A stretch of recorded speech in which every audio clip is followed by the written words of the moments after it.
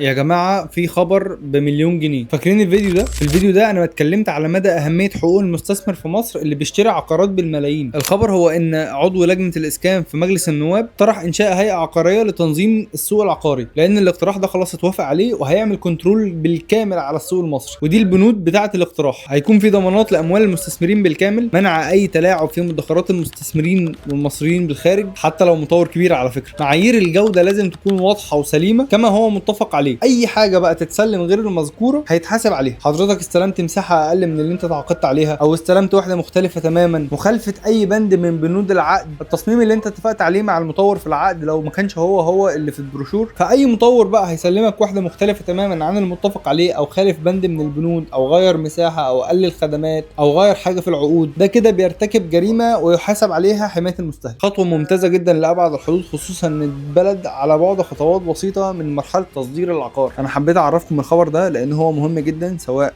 مع العملاء بتاعتي او مع الساده الزملاء. تابع احمد يسري لو عايز تعرف كل جديد. مع السلامه.